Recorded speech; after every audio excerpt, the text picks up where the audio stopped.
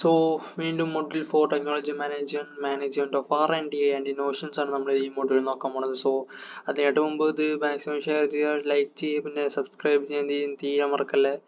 So ഇതിപ്പോൾ module 4 അല്ല, last നിമിഷം എന്നൊക്കെ വിചാരിച്ച് ഒന്നും നോക്കാതിരിക്കുകയാണെങ്കിൽ അപ്പോൾ ഇതൊക്കെ അയച്ചു കൊടുക്കുക. ഫ്രണ്ട്സിനൊക്കെ ഉണ്ടെങ്കിൽ അവർക്കൊക്കെ അയച്ചു കൊടുത്തിട്ട് അവിടെ ജസ്റ്റ് നോക്കിയാൽ മതി ഉള്ള ഒരു മൈൻഡിലിരിക്കുന്ന ആൾക്കാരുണ്ടെങ്കിൽ അവർക്ക് അയച്ചു കൊടുക്കുക. സോ കാരണം എന്ന് വെച്ചാൽ ജസ്റ്റ് നോക്കിയാൽ മതി. ഡയറക്റ്റ്ലി എങ്ങനെ നല്ല രീതിയിൽ പറ്റുന്ന രീതിയിൽ എക്സ്പ്ലെയിൻ ചെയ്യാനാണ് ഇതിൽ നോക്കുന്നത്. സോ ഇത് ജസ്റ്റ് ഇങ്ങനെ 2x ഇട്ട് കണ്ടാൽ എങ്ങനെയാണെന്ന് എനിക്കറിയില്ല. 2x അല്ലാതിരുന്നിട്ട് കാണുകയാണെങ്കിൽ പിന്നെയും ഒരു 1.5 എല്ലൊക്കെ ഇട്ട് കാണുകയാണെങ്കിൽ പിന്നെയും കുഴപ്പമില്ലെന്ന് തോന്നും. കാരണം അത്ര സ്പീഡിൽ പറയണമെന്ന് വിചാരിക്കും. സോ മാക്സിമം എല്ലാവർക്കും ഷെയർ ചെയ്ത് ഒരു ബേസിക് ഐഡിയ ഒന്നും പഠിച്ചിട്ടില്ലെങ്കിൽ, ലാസ്റ്റ് ടൈമായി ഒന്നും പഠിച്ചിട്ടില്ല എന്നൊക്കെ ഉണ്ടെങ്കിൽ ഇതൊന്ന് നോക്കിയാൽ ഉപകാരപ്പെടും, ഉറപ്പാണ്. പിന്നെ നമ്മുടെ ഒരു ഐഡിയ ചെയ്ത് അതാണ് ഉദ്ദേശിക്കുന്നത്. Management of R&D and innovations once more. So എന്താണ് ഇൻട്രൊഡക്ഷൻ ടു R&D, എങ്ങനെയാണ് എന്താണെന്നൊക്കെയാണ് നോക്കാൻ പോകണം. So research and development R&D എന്ന് ഉദ്ദേശിക്കുന്നത് ഒരു പുതിയൊരു നോളേജ് അല്ലെങ്കിൽ പ്രൊഡക്റ്റ് അല്ലെങ്കിൽ ഒരു സർവീസ് നമ്മൾ സിസ്റ്റമാറ്റിക് ആയിട്ട് ഒരു പുതിയ ഇന്നോവേറ്റീവ് ആയിട്ടുള്ള ആക്ടിവിറ്റീസിലൂടെ ഉണ്ടാക്കിയെടുക്കുന്നതാണ് റിസർച്ച് ആൻഡ് ഡെവലപ്മെന്റ്. നമുക്കറിയാം എല്ലാ സ്ഥലത്തും R&D ഉണ്ട്. വൻകിട കമ്പനികളും ബ്രാൻഡ്സും എല്ലാവരുടെ കയ്യിലും ഈ R&D ഉണ്ട്. R&D ഇൻഡസ്ട്രിയാണ് ശരിക്കും പുതിയ കാര്യങ്ങൾ കണ്ടുപിടിക്കാൻ. നമുക്കറിയാവുന്നത് തന്നെയാണ്, ഇതൊക്കെ നമുക്കറിയാവുന്നതാണ്. സോ അതനുസരിച്ച് എഴുതാം. അപ്പോൾ എന്തെങ്കിലും ബ്രാൻഡ് അല്ലെങ്കിൽ കമ്പനി ആയിട്ട് ആ ഒരു മൈൻഡിൽ നമുക്ക് എഴുതാന്നുള്ളൂ. It plays crucial role in driving innovations and progress in various industries. കുറേ ബ്രാൻഡുകളും പിന്നെ പ്രത്യേകിച്ച് ഓട്ടോമൊബൈൽ ഇൻഡസ്ട്രീസിൽ നമുക്കറിയാവുന്നുള്ളൂ. നമ്മൾ മെക്കാനിക്കൽ എഞ്ചിനീയേഴ്സ് ആയ കാരണം നമുക്ക് അത്യാവശ്യം നോളജ് ഉണ്ടെങ്കിൽ അതനുസരിച്ച് നമുക്ക് എഴുതാവുന്നുള്ളൂ. സോ എന്തുകൊണ്ടാണ് R&D ഇമ്പോർട്ടൻറ്റ്? കാരണം അത് ക്രൂഷ്യലാണ്. എന്നെ പിടിച്ച് കണങ്ങിയ ഇത് വേണം.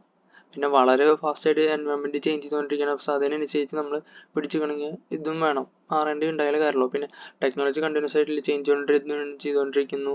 പിന്നെ ബാക്കിയുള്ളവരാണെങ്കിൽ അതിനായിട്ട് അക്രമ കോമ്പറ്റീഷൻ. പിന്നെ നമ്മുടെ അതും പോരാഞ്ഞിട്ട് കൺസ്യൂമേഴ്സിൻ്റെ പ്രിഫറൻസ്. ഇന്ന് ഒരാൾക്ക് ഇന്നത് ഇഷ്ടപ്പെട്ട നാളെ അതിലേക്ക് അത് ഇഷ്ടപ്പെടുന്നില്ല. സോ ഭയങ്കര ചേഞ്ച് ആയിക്കൊണ്ടിരിക്കുകയാണ്. നമ്മളായിട്ടുള്ള ഒരു കൺസ്യൂമറാണ് ചേഞ്ച് ചെയ്തുകൊണ്ടിരിക്കുകയാണ്. പിന്നെ ഉള്ളത് മാർക്കറ്റിംഗ്, ഫണ്ടമെന്റൽസ് മാർക്കറ്റിംഗ്. പിന്നെ market advantages market come from understanding what market needs. എന്താണ് മാർക്കറ്റിൻ്റെ ആവശ്യകത. പിന്നെ നമ്മൾ ടെക്നോളജി ഉപയോഗിക്കുന്നുണ്ടെങ്കിൽ തന്നെ എന്താണ് നമുക്ക് ഉണ്ടാക്കാൻ എളുപ്പമുള്ളത്, അത് സെല്ല് ചെയ്യേണ്ടത്, പിന്നെ എഫിഷ്യൻറ്റ് പ്രൊഡക്ഷൻ പ്രോസസ്സസ്, അങ്ങനത്തെ കാര്യങ്ങളൊക്കെയാണ് R&D. അതുകൊണ്ടാണ് R&D ഇമ്പോർട്ടൻ്റ് ആണെന്ന് പറയുന്നത്. So corporate research, it is a research and development effort conducted by companies to develop new products. കമ്പനീസും അവരൊക്കെ കണ്ടക്ട് ചെയ്യുന്ന റിസർച്ചാണ് കോർപ്പറേറ്റ് റിസർച്ച്. അത് ചെയ്യുന്നതിലൂടെ അവർക്ക് എന്ത് ടെക്നോളജി അല്ലെങ്കിൽ എന്ത് പ്രൊഡക്റ്റ് സർവീസാണ് അവർ ചെയ്യേണ്ടത്, അല്ലെങ്കിൽ ഇത് ചെയ്ത് കഴിഞ്ഞാൽ അവർക്ക് കോമ്പറ്റീഷൻസ് കുറഞ്ഞ് എക്കണോമിക് ഗ്രോത്ത് നല്ല രീതിയിൽ കൂടുമോ, അതിനെക്കുറിച്ച് റിസർച്ച് ചെയ്യണമെന്നാണ് കോർപ്പറേറ്റ് റിസർച്ച്. കോർപ്പറേറ്റുകൾ റിസർച്ച് ചെയ്യുന്ന സംഭവമാണ് കോർപ്പറേറ്റ് റിസർച്ച്. സോ അതിൽ കൂടുതൽ ഫോക്കസ് ചെയ്യുന്നത് സ്പെസിഫിക് ആയിട്ടുള്ള ബിസിനസ് സൊല്യൂഷൻസ്, പിന്നെ പുതിയ സാധ്യതകൾ നോക്കുക, അതാണ് ഇതിൽ വരുന്നത്. റീസെർച്ചിലുള്ള product life cycle. So product life cycle is a model use to describe the stages a product goes through. ഒരു പ്രൊഡക്റ്റ് കടന്നു പോകുന്ന പല ഘട്ടങ്ങളിലൂടെ എന്തൊക്കെയാണെന്ന് നോക്കുന്നത്. ആദ്യത്തെ സ്റ്റേജ് ഐഡിയേഷൻ. നമ്മൾ പറഞ്ഞിട്ടുണ്ട് മുമ്പത്തെ മൊഡ്യൂളിൽ പറഞ്ഞ പോലെ തന്നെ ഒരു പ്രോബ്ലം ഓപ്പർച്യൂണിറ്റി കണ്ടുപിടിച്ച് അത് ആ ഒരു ഐഡിയ പിന്നെ പ്രൊഡക്റ്റേക്ക് മാറ്റാൻ പറ്റുമോ നോക്കുന്നതാണ് ഐഡിയേഷൻ. എന്നിട്ട് അതിനനുസരിച്ച് പ്ലാൻ ചെയ്യും. എന്ന് വെച്ചാൽ നമുക്ക് ഇതിൽ സ്കോപ്പ് ഉണ്ടോ, അല്ലെങ്കിൽ ഈ ഒരു റിസർച്ച് ഞാൻ ഇതിൽ മുന്നോട്ട് പോവുകയാണെങ്കിൽ എനിക്ക് അതുകൊണ്ട് റിസൾട്ട് ഉണ്ടാക്കാൻ പറ്റുമോ, അതിൽ ചെയ്യുകയാണെങ്കിൽ എന്തൊക്കെ കാര്യങ്ങൾ ഞാൻ പ്ലാൻ ചെയ്യേണ്ടത്, എന്തൊക്കെ പ്രിപ്പയർ ചെയ്യേണ്ടത്, എന്തൊക്കെ നോക്കേണ്ടതാണ് അത്. സോ അതിൽ മെത്തേഡ്സ് നമ്മൾ പ്രിപ്പയർ ചെയ്ത് വയ്ക്കും. എന്നിട്ട് റിസർച്ചൊക്കെ കണ്ടക്ട് ചെയ്യാൻ തുടങ്ങും. പിന്നെ ഉള്ളതാണ് കണ്ടക്ടിങ് റിസർച്ച്. എന്നതനുസരിച്ച് ഡാറ്റ കളക്ട് ചെയ്യും. എന്തൊക്കെ കാര്യങ്ങളാണ് അതിനെ ചുറ്റുപറ്റി കാര്യങ്ങളുള്ളത്, പിന്നെ ആരൊക്കെ മുമ്പ് എന്തെങ്കിലും എക്സ്പ്ലെയിൻ ചെയ്തിട്ടുണ്ടോ, മുമ്പത്തെ സ്റ്റഡി എന്തൊക്കെയാണ്, അതൊക്കെ നോക്കിയിട്ട് റിസൾട്ട്സ് അനലൈസ് ചെയ്യും. പിന്നെ ആ റിസൾട്ട്സ് നമ്മൾ സ്റ്റേക്ക് ഹോൾഡേഴ്സായി കമ്മ്യൂണിക്കേറ്റ് ചെയ്തിട്ട്, സ്റ്റേക്ക് ഹോൾഡേഴ്സ് എന്ന് ഉദ്ദേശിക്കുന്നത് അത് ചുറ്റിപ്പറ്റിയുള്ള ഒരാൾ. ഇപ്പം നമ്മളൊരു പ്രൊഡക്റ്റ് ഡെവലപ്പ് ചെയ്യണം. ആ ഡെവലപ്പ് ചെയ്യുന്ന പ്രൊഡക്റ്റിനെ ആരൊക്കെയാണ് അതിൽ ഇൻവോൾവ് ആവേണ്ടി വരിക, അവരൊക്കെയാണ് സ്റ്റേക്ക് ഹോൾഡേഴ്സ് പറയുന്നത്. സോ അവരുമായിട്ട് കമ്മ്യൂണിക്കേറ്റ് ചെയ്ത് കാര്യങ്ങളൊക്കെ നോക്കും. പിന്നെ കൊമേഴ്ഷ്യലൈസേഷൻ. അപ്പോൾ ഈ ഒരു റിസർച്ച് ചെയ്യുന്നതിലൂടെ നമുക്ക് പുതിയൊരു പ്രൊഡക്റ്റ് ഉണ്ടാക്കാനുള്ള ഒരു സാധ്യതകളും സർവീസുകളും കൂടും. സോ അതൊരു കസ്റ്റമറിന് പുതിയൊരു വാല്യൂ ആഡ് ചെയ്യുകയാണ് ചെയ്യുന്നത്. പിന്നെ മെച്യൂരിറ്റി ആൻഡ് ഡിക്ലൈൻ.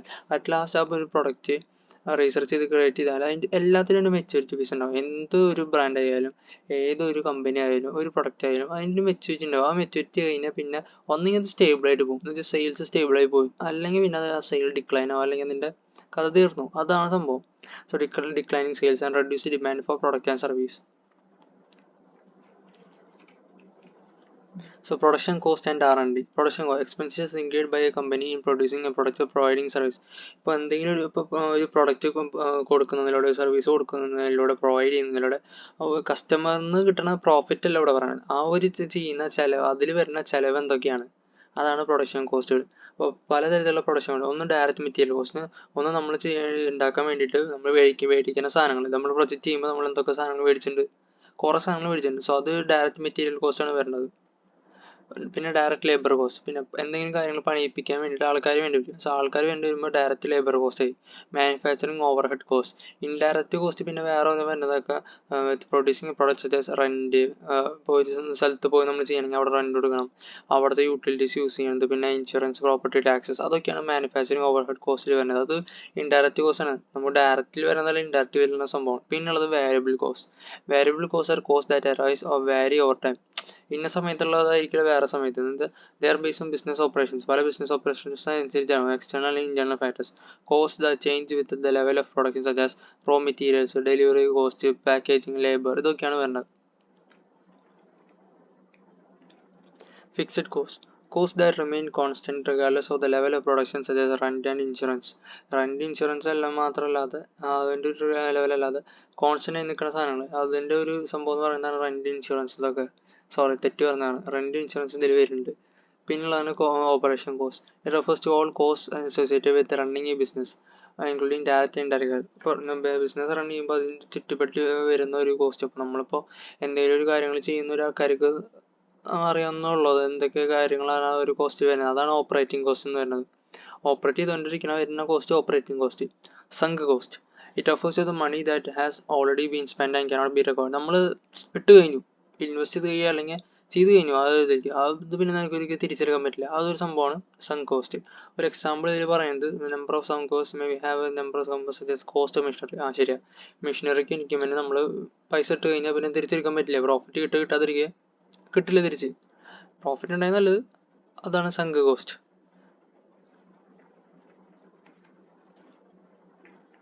അടുത്തതാണ് relationship between production cost and R&D. ഈ പറഞ്ഞ പ്രൊഡക്ഷൻ കോസ്റ്റും R&D തമ്മിൽ എന്താണ് റിലേഷൻഷിപ്പ്, അതാണ് നോക്കുന്നത്. R&D expenses are typically consider as A production cost. R&D expense നമ്മൾ പ്രൊഡക്ഷൻ കോസ്റ്റ് ആയിട്ട് നിന്ന് കൺസിഡർ ചെയ്യുക. കാരണം എന്താണെന്ന് വെച്ചാൽ, കാരണം അതൊരു പ്രൊഡക്ഷൻ കോസ്റ്റ് എന്ന് വെച്ചാൽ എന്തെങ്കിലും സാധനങ്ങൾ പ്രൊഡ്യൂസ് ചെയ്യാൻ വേണ്ടി വരുന്ന കോസ്റ്റുകൾ. സോ അതിൽ R&D കോസ്റ്റ് ഉൾപ്പെടും. കാരണം എന്താ, ഒന്നെങ്കിൽ R&D കോസ്റ്റ് മിക്കപ്പോഴും ഒന്നെങ്കിൽ ഫിക്സ്ഡ് ആയിരിക്കും അല്ലെങ്കിൽ വേരിയബിൾ ആയിരിക്കും. കാരണം നമ്മുടെ റിസർച്ച് പ്രൊജക്റ്റ് എന്താണോ അതിനനുസരിച്ചായിരിക്കും ഇത് മാറുക. ഈ ഫിക്സഡ് അല്ലെങ്കിൽ വേരിയബിൾ ആണെന്ന് പറയുന്ന കാര്യം. സോ എന്താ method use to conduct research conduct ചെയ്യാൻ ഉദ്ദേശിക്കുന്ന മെത്തേഡ്, ഈ കാര്യങ്ങളനുസരിച്ചായിരിക്കും ആ ഒരു സംഭവം ഇരിക്കുക.